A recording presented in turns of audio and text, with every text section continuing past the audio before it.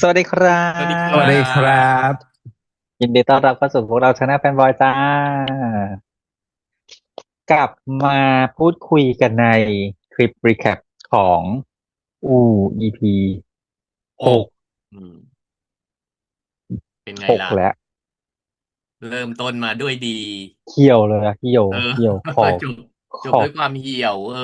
ขอกำลังใจอีหน่อยได้ไหมอะนี้คือโรลเลอร์โคสเตอร์ฉันจะต้องไปจัดการอีคนที่เก็บ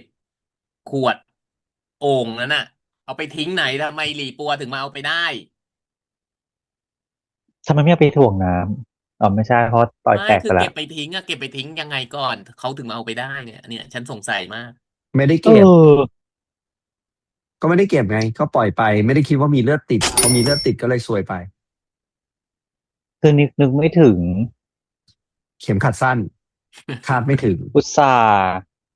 อาจารย์นิรันดร์อุตส่าห์หลอกคนทั้งอำเภอเพื่อเธอคนเดียว อุ๊ย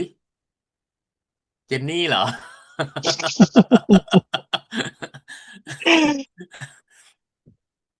โดนเลย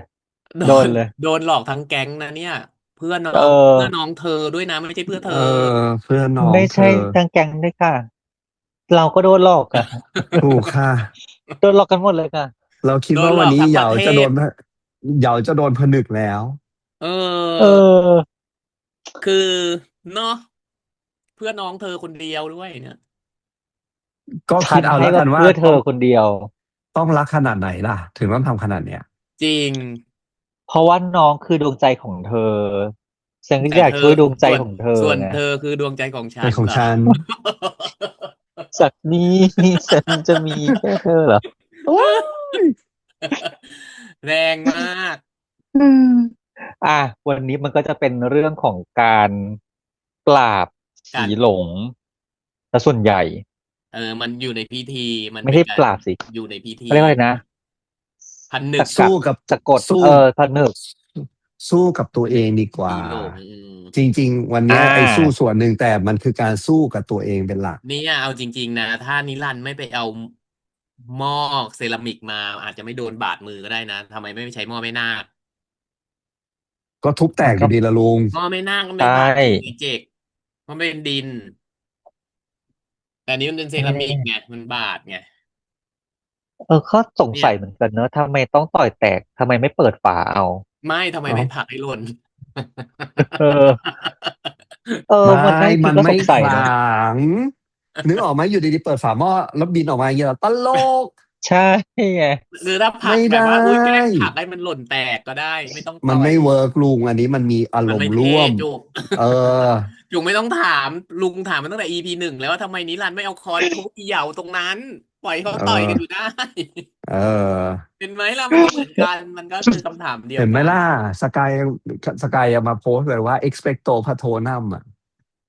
ก็คือใช้จริงๆแล้วใช้เวทต้องใช้เวทมนต์ในการทำลาย ถูกกำลังตอนนี้ในหัวคิดเลยป่ะ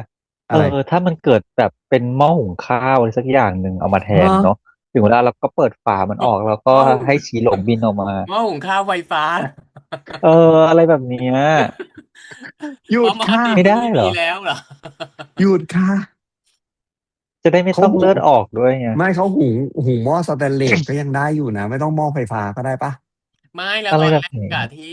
ฉีหลงมันก็บอกเองว่าอะไรนะจะโดนขังไว้ในห้องกระจกอะแล้วเออนิรันดร์ออกมาได้แล้วฉีหลงมันออกมาได้ไงอะ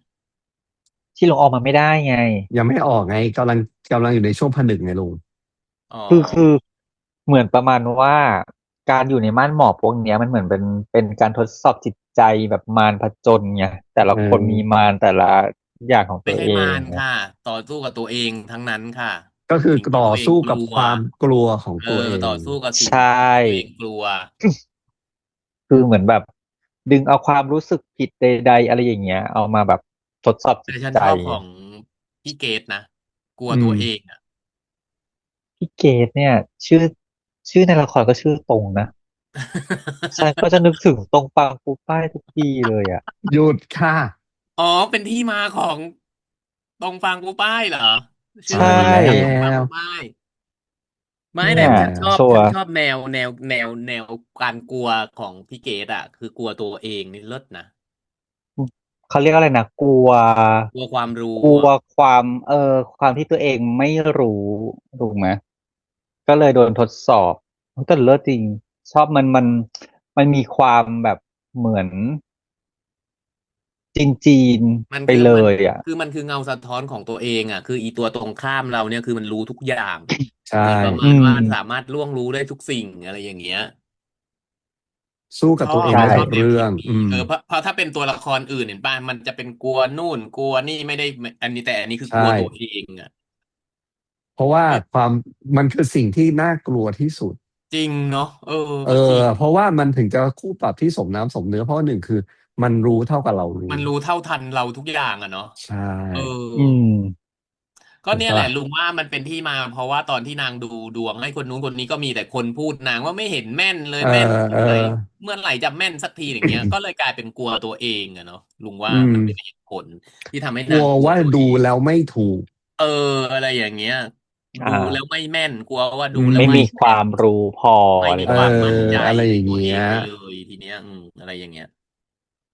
แต่อ่าส่วนแต่แต่ก็ชอบคำถามของตัวตรงฝั่งปูป้าเหมือนกันนะว่าว่าแบบ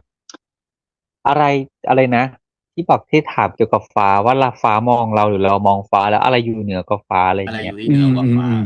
อืมมันก็เหมือนกับถ้าจะคือสมัยก่อนเราจะเคยได้ยินมาเนอะว่าแบบอะไรที่อยู่เหนือฟ้าก็คือฟ้าไง ฟ้ชะตา า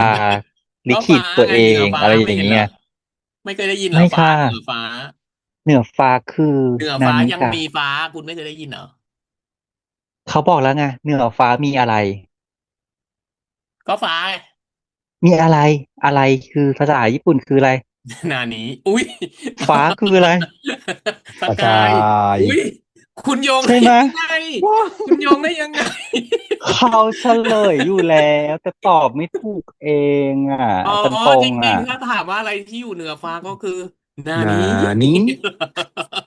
อะไรอยู่เหนือฟ้าเขาบอกแล้วเอาว่าอะไรอยู่เหนือฟ้าอุ้ยแรงมาก เออ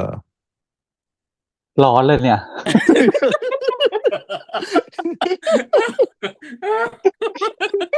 เอ้ยคือคุณคิดได้ยังไงเนาะฟ้าก็คือสังขารอะเอไรออ๋ออะไรอยู่เหนือฟ้าก็คืออะไรอยู่บนฟ้าอีกทีหนึ่งเออะไรอยู่อเหนือฟ้าอีกก็แค่ทีหนึ่งคุณต้องแปลใช่ออกมาให้ถูกต้อง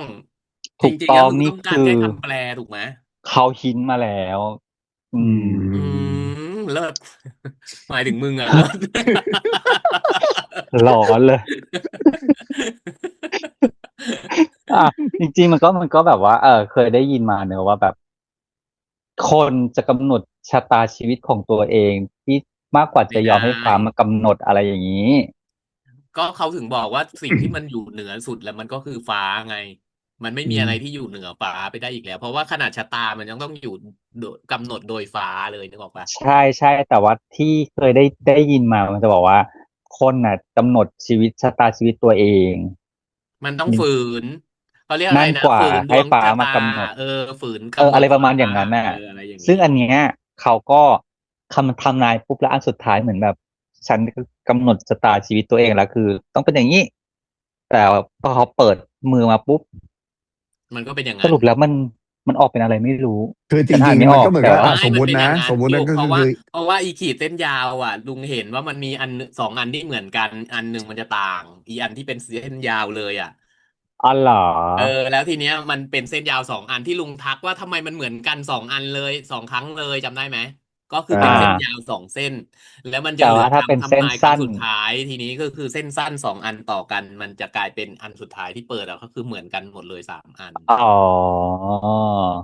อันนี้เพคือที่ราะตอนแรกสังเกตฉันดูฉันะแต่ว่านก็แปลไม่ออกเราไม่เข้าใจศาสตร์อันนี้ยอมรับเราไม่เข้าใจศาสตร์ไอการทอยเหรียญทายเหรียญอันนี้แต่แล้วไม่รู้ว่าอันไหนมันคือหัวคือก้อยอะที่เราที่สังเกตได้ก็คืออย่างที่บอกแหละสองอันที่เป็นเส้นยาวคือจะมีอันหนึ่งที่ไม่เหมือนชาวบ้านแต่สุดอืท้ายอันที่สามมก็คือเหมือนกันทั้งสามอันไงเหมือนกันทั้งสามอันก็เลยกลายเป็นเส้นสองอันเส้นยาวสองอันต่ออันต่อกันไม่เป็นเส้นสองอันเอต่อกันอเพราะฉะนั้นฉันตอนแรกโชคชะตาฟ้ากำหนดเอเพียงอแต่ว่าณวันนี้กำหนดได้ด้วยตัวเองเอถูกอต้องเออ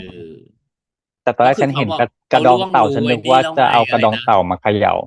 เออหยุดค่ะตอนแรกอ่ะ จริงตอนแรกนึกว่าเอาเหรียญใส่ในกระดองเต่าแล้วก็เขย่าเขย่าแล้วก็เทลงใช่มาแล้วก็เท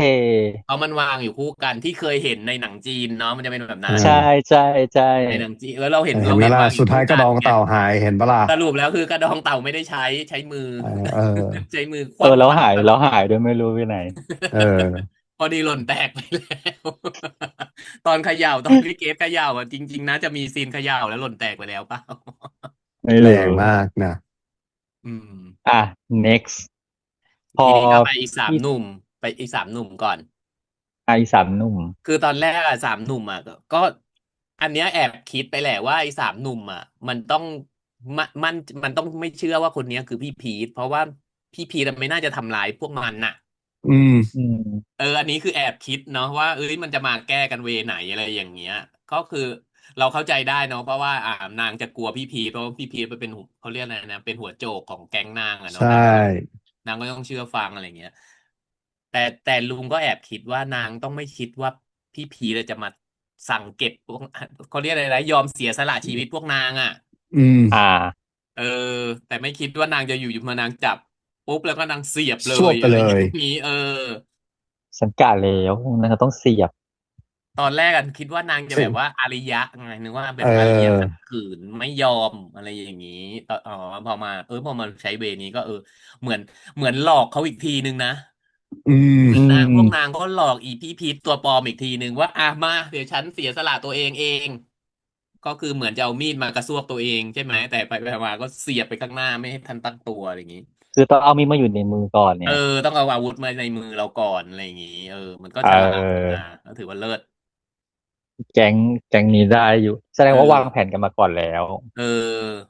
แต่ฉันแอบโอ้ยเห็นนิดนึงว่าหลังจากที่นางแทงพี่พีทเสร็จแล้วนางก็ถอดอีชุดสีขาวเอนั่นนะอทิ้งแต่ใช่อยู่ก็ที่บอกๆก็ว่ากลับมา เออกระโดดไปกระโดดมานิดนึงตอนที่กลับมามันกลับมาคืออะไรอ่ะทำพิธีนางก็ใส่ชุดนี้อยู่ไงตไม่อนที่คือตอนที่ถอดชุดออกอะนางอยู่ในอยู่ในเขาเรียกอะไรนะโลภวังค์กมาโลกอยู่ในโลกนั้นแต่ตัวพวกนางคือตัวภาพของลวงตาตัวจริงๆไงมันไม่ได้เป็นภาพลวงตาไงนางไม่ได้หลุดออกมาจากนิยายนี่แต่ตัวจริงนางคือตัวก็นางก็จริงใส่อยู่นะมะก็นั่นแหละแต่หมายถึงว่าตัวจริงนะตอนนั้นนางใส่แล้วนางถอดแล้วนางวิ่งมารวมกลุ่มกับชาวบ้านเขาแล้วตอนมารวมกลุ่มแล้วพอทรานซิชันปุ๊บชุดกลับมาไม่การรวมกลุ่มก็อยู่ในโลกของภาพลวงตาเหรอใช่แต่ว่าจริงๆแล้วนางอ่ะอยู่บนางก็นดาดฟ้ายังยืนอยู่อยู่ตรงที่เดิมยังนืนอยู่อ๋ที่เดิมอนาแสดงว่างก็ยังอยู่ในเหมอกทั้งออหมดคือภวังค์ทั้งอ๋หมดคือใช่อคือโลกแห่งภาพลวงตาก็คือเหตุทั้งหมดการณ์ในโลกลวงตาทั้งนั้นนี้ ถูกอะไรแบบนั้น โอเค ฉันผิดเอง โอเค next next ไปไหน ไปคู่ไหน เอ้ยไปคนไหน next ก็จะเป็นน้องสิงห์ต้องสีตีต้มีนไม้หักเท่ความเท่มากเท่มีมากความเท่ยังคงมีความเท่อยู่แล้วก็จะเป็นอย่างที่เจคพูดในตอนรีแอคว่ามันหนังเรื่องอะไรนะเจคที่มันเป็นแบบเนี้จำยไม่ได้แต่บอกว่าคืออย่างนี้นั่นแหละก็คือมันคือการต่อสู้ที่ใช่แบบว่าแต่ตีจนไม้ส่วนไม้ตัวลุตีงนะกลองหักลุงไม่อยากให้ใช้หมัดตีอ่ะลุงอยากมันต้องใช้ให้ใช้ความมือแบเออเออในเออส่วนตัวอันก็จริงนี้คือความเห็นส่วนตัวมันจะดูแบบไอ้นี่กว่าซัฟเฟอร์กว่าแต่มันหนักกว่ามันจะทรดูซัพอ๋อมานกว่าพอร์ตกว่า ฟาดแรงๆใช่ไหมเอเอามืออฟาดลงไปอย่างเงี้ยแต่อันเนี้ยพอมันอยู่อย่างนี้แล้วมันดูแบบเหมือนขัดยังไงไม่รู้นะความรู้สึกตอนเออตอนดูคือโดยปกติตีกลองเราก็รู้ทุกคนต้องแบมือตีไงนึกออกไหมแต่เวลาเราตีกองเชียร์เห็นไหมกองไอ้อันอืเล็กๆมมันใช้ฝ่ามือตีไงเนี่ยเอนึกออกไหมอคือถ้าใช้อันนั้นตีแล้วมันจะซัฟเฟอร์กว่าเหมือนที่เจกว่าคือต่อให้มือเจ็บนะเข้าใจได้แต่เพราะมันก็คืออันนี้คือมือเจ็บแต่เขาเรียกอะไรทีเนี้ยคือใช้พลังอ่ะเออคืออืมอืมเจ็บแต่กูก็ต้องเอาอย่างเงี้ยเพราะเพื่อนต้องพึ่งพาเสียงกลอเอองอะไรอย่างเงี้ย อะไรอย่างเงี้ยมันก็แล้วเสร็จแล้วก็คืมันจะอเลือดไปเลอะบยิ่งดูแบบโอ้โหนกลองแบบมันจะขลัเรางมากไงเอเนาะอแล้เอวกองอเลอะเลือดที่เป็นรอยอะไรฝ่ามืออย่างเงี้ยนะถูกอะไรอย่างเงี้ยอันนี้มันจะมีพคือความเห็นลังมากส่วนตัวไงเพราะมันคือการเสียสละเลือดเนื้อตัวเองถูในกการที่จะตีต่อถูกถูกเอถูกอถูกอันนี้เห็นด้วยเห็นด้วยเห็นด้วยเห็นด้วย แต่ฉันงงอย่างหนึ่ง next ว่างงไง อย่าเพิ่งเน็กว่าและแล้วก็ซอย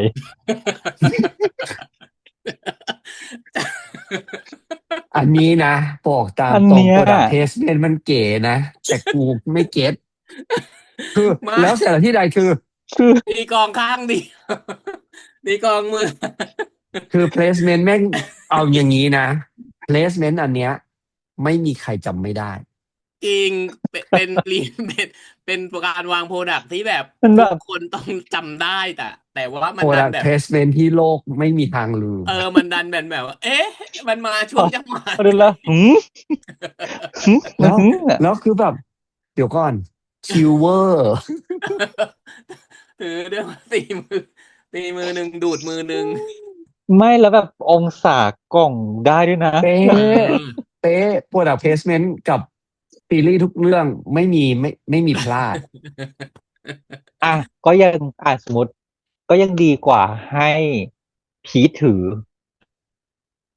พีทมันถือไม่ได้มันโดนโซ่มัดอยู่ไง ใช่ไง ไม่เราคือเอาจริง ๆ มันคือมันเก๋ไหมมันเก๋นะ มันเข้ามาในจังหวะนั้นที่เราบอกมันเข้ามาในจังหวะที่ มัน คน เซอ ต้ ร์ อง ไพรส์ จำ แล้วมัน ได้ อิมแพค เออ ไม่ด้วยหนึ่ง แล้วเหมือนคนกำลังโฟกัส การ การตี ทำพิ กลอง ธี อยู่ด้วย แล้วก็ ใช่ การตี แล้วดัน กล ตัด อง ฉาก ถูก แล้วมัน มา ดัน ให้ ตัด เห็น ฉากแล้วมาซูมที่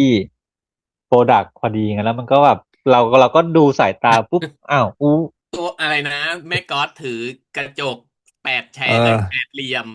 ใช่ ไอ้ 8 นุ่น เห ก็ ลี่ยม ถืออะไรนะ8 เหลี่ยมเหมือนกัน แต่ เอ ละคน อ ไอ้นุ่นโดนมัดไอ้นุ่นไอ้นี่ถือแล้วตัดซอย อ๋อมือไ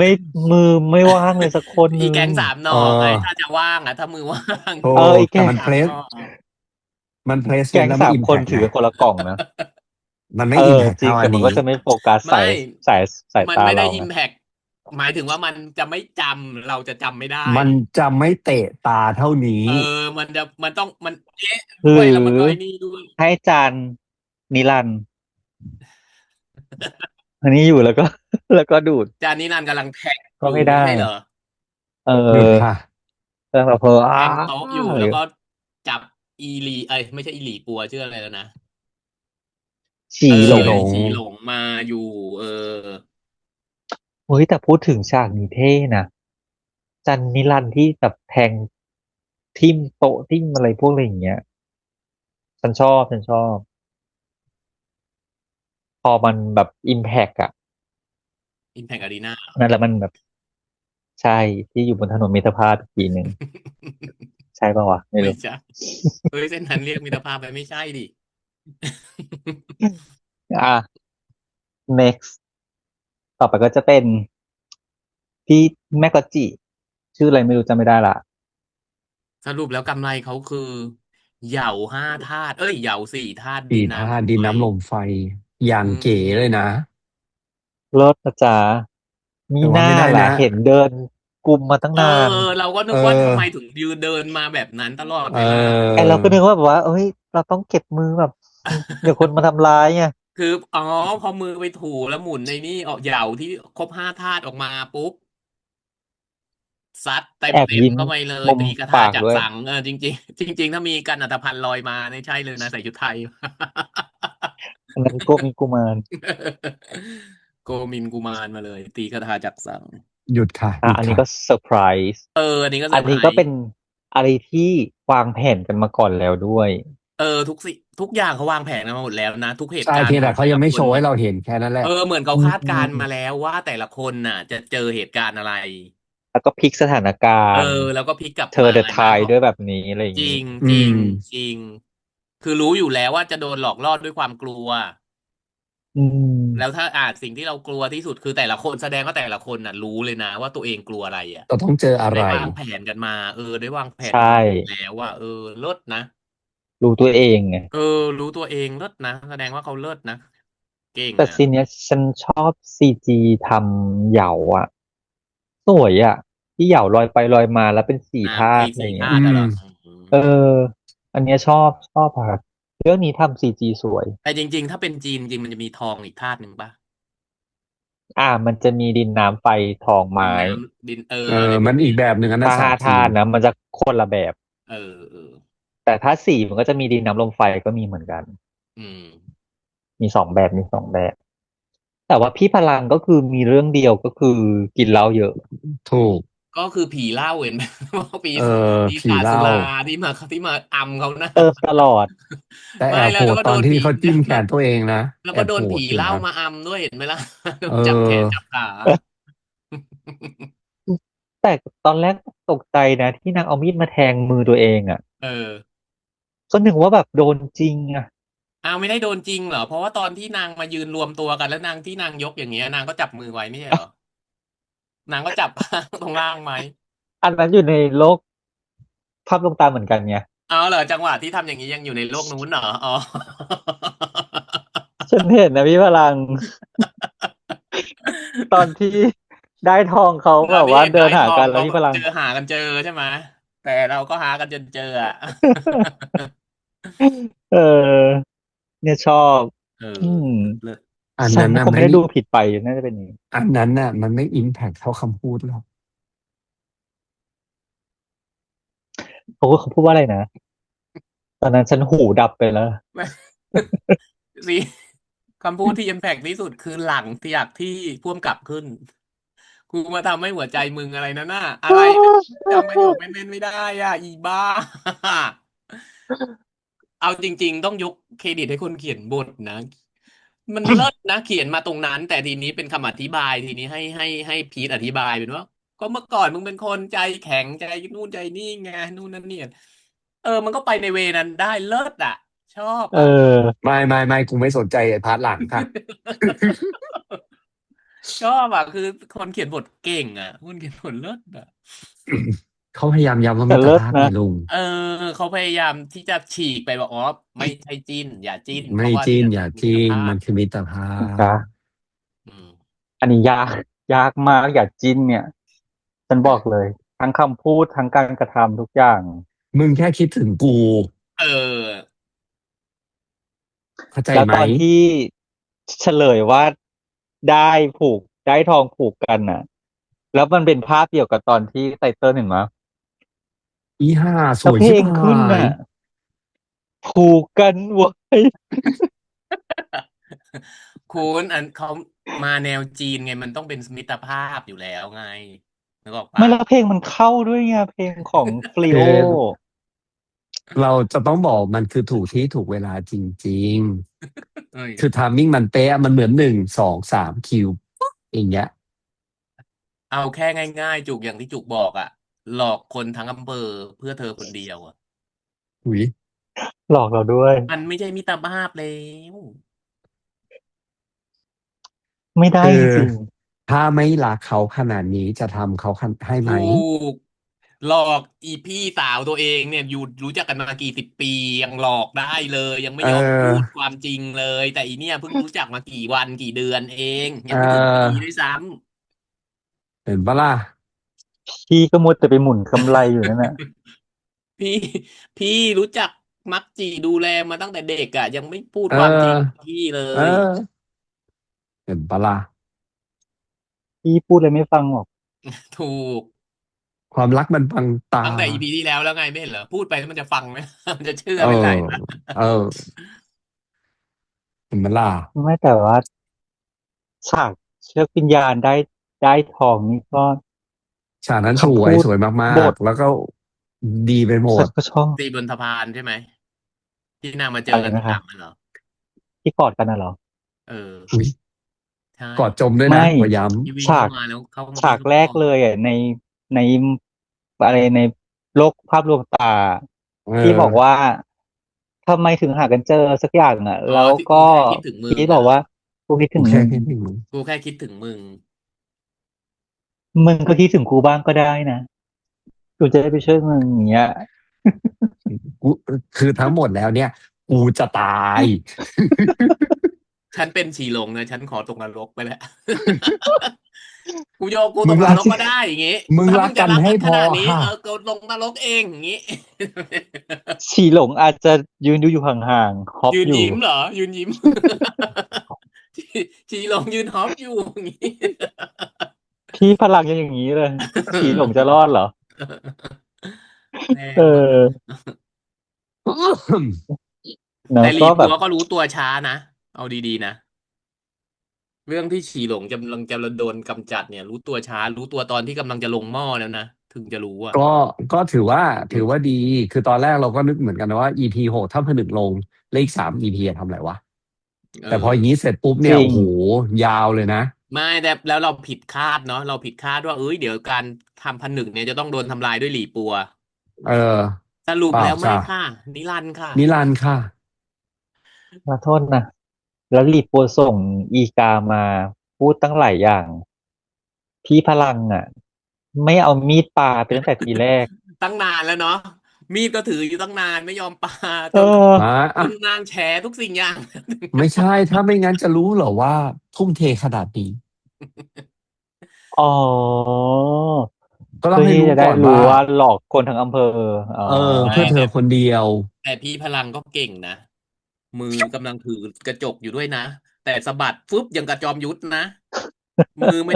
ได้ทำอย่างนี้นะ ปกติเวลาปาเราต้องฟัดอย่างนี้ อันนี้สะบัดนิดเดียวอ่ะ อ๋อ แต่พี่อะไรนะ แม่ก๊อตชื่ออะไรไม่รู้ว่าจำชื่อแม่ก๊อตไม่ได้อ่ะยังต้องหันไปตวาดทีนึงเลยนะ เฟย อย่าไปคุยกับมัน พี่เฟย แม่ก็ชื่อ พี่เคยอย่าไปคุยกับมันให้เราก็ลุ้น แล้ ไป ว ด้วยอย่าไปคุยกับมัน พีทเชื่อไหมล่ะ ไม่เชื่อ นี่ไง เข้าใจแล้วแหละว่าทำไมนิรันดร์ถึงไม่พูด ต้อ เพ ง ราะ ให้ฟ้าเป็นคนกำหนด เออ ถึงจะเชื่อกูจะบ้า เนอะอ่ะตอนนี้พอเราเห็นเวลาตอนสุดท้ายที่ทิ้งไว้ก็คืองานนี้จะต้องถอดขวัญ เออ เพื่อไปช่ว เอย อ จะต้อง เฮ้ ถ ย อดขวัญ ดูนะ คือโดยปกติอย่างที่เขาที่ซีรีส์เขาบอกอยู่แล้วว่าการถอดขวัญเนี่ยถอดแล้วโดนผนึกอยู่กับที่ไหนอะมันหาไม่ยาก แต่อันเนี้ย อันนี้มันลอย หลุ ไป ดลอย พอมันหลุด เออ ลอย มันไป ไป อยู่ใน ตาม โล ไหม กของขวัญเนาะมันล่อง เอ ลอยอยู่ อ ไม่ก็อย่างแต่ก็อย่างที่อาจารย์พลังพูดไงพี่พลังพูดไงว่ายังดีที่นางมี เออ อะไรนะ ได้ทอง ได้ ผูกกันอยู่ ได้ผูกวิญญาณ อันเนี้ยจำได้ไหมก่อนที่จะ EP นี้จะมาที่ได้ายแดงนางขาดอ่ะ ฉันก็ยังตราตรึงอยู่ในหัวฉันอยู่นะได้ายแดง พาไปหน่อย ขาด สิ แต่ว่ามีคนบอกว่า พอปลูกได้ายทองมาแล้วเราได้ทองใช้ช่ำเลยจ้ะ EP นี้จ้ะ ไม่หรอกเขาแกล้งทำให้ขาดเพราะเขาอยากไปเชียงใหม่ ด้วยกัน แล้วเหมือนจะไปแล้วป่ะ ไม่รู้ ฉันเห็นแบบแบบๆอยู่ ไม่รู้ว่านางไปวัดอะไรกันสักอย่างหนึ่ง เอาจ แล้วจะ ริง ทำไม หรือว่าไปผูก แล้วจะ ได้ ทำไม ทอง แล้ว ได้ จะทำ แด ไม งอ่ะมันบางมันเขาเรียกอะไรนะ มันหลุดไปตามธรรมชาติอยู่แล้วเนาะมันก็จะบาง แล้ว ไปเรื่ ไม่ อยๆบาง แต่ ไป ก็ เรื่ เห็ อน ยๆ ป่ะ แต่ เรา ที เขา เนี้ย จับ มัน โจร เขาเห็น EP แล้วแหละว่ามันบางไปเรื่อยๆก็เลยเกี่ยวสักหน่อยแล้วกันอยากไปเชียงใหม่ อย่างนี้หรือเปล่าโจก อย่าเขาจับโจรเห็นปะล่ะใน X เห็นปะล่ะเขาจับโจรกันอยู่ มีการแบบลงโทษของเกี่ยวเห็นปะล่ะถอดทิ้งเลย ก็อาจจะผูกใหม่ก็ได้นะ เป็นพิธีเรียกข เขา วัญ ต้องไปผูกใหม่อยู่ เขา แล้ว ต้องไป ค่ะ ผูกใหม่อยู่แล้วครับเพราะเขาพูดไว้แล้วว่าเขาไปกันใหม่เขาพาจะพาไปเชียงใหม่ใหม่ ฉันว่าไปแล้วค่ะ ใน เชียงใหม่ก็แค่ปากซอยใกล้นิดเดียว โอ้ชอบตรงนี้ ปะล่ะ นั่นแหละทุกคนเราก็อิจฉาเขามาพอสมควรละ เราก็ไม่รู้จะพูดอะไรแล้วเนาะ เพราะเราอิ่ม เราไม่ เอ ต้อง ม เราแค่ เรา วี มัว ด แต่อิ่มเอมอี จะ ซี เป็นลม เขา แค่ เรียก นั้น อะไร แหละ นะอีไซส์สตอรี่ก็อิ่มเอมมาก เอ คือ อ ตอนนี้ฉันบอกเลยว่าฉันร้อนมากขนาดฉันเปิดพัดลมจ่อฉันก็ยังร้อน ถูกเห็นไหมล่ะแต่ละคนต้องไปกิน ก็ คือ น้ำ ไม่ มี รู้ อะไร ร้อน ก็ไม่รู้ คือเอาจริงๆนะ อันที่ฉันว่ารู้สึกร้อนที่สุดคือหน้านี่แหละ พี่จุกคิดอะเหรอ ใช่ แล้วจ่าคิดได้ไงอะ ทุกคนคะอย่าลืมนะคะ เหนือฟ้ามีอะไร วันนี้ นา คลิ นี้ ปรีแคปของโอ้โหอีห อย่าก ลืม จบแล้ว ตัด จ้า ไปอย่าลืมตัดแล้วไปแท็กสกายนานี้ด้วยนะ เออ ว่าเรา โอ คิด เค ได้แล้ วัน ว นี้ เออ วันนี้จบแล้วนะจ๊ะ ได้ เรา ค่ะ อิ่มเอมกันพอแล้วนะจ๊ะ โอเคค่ะ แล้วพบกันใหม่ EP หน้านะจ๊ะ EP นี้ไปแล้วนะจ๊ะ สวัสดีจ้า สวัสดีครับ ครับบา บาย ย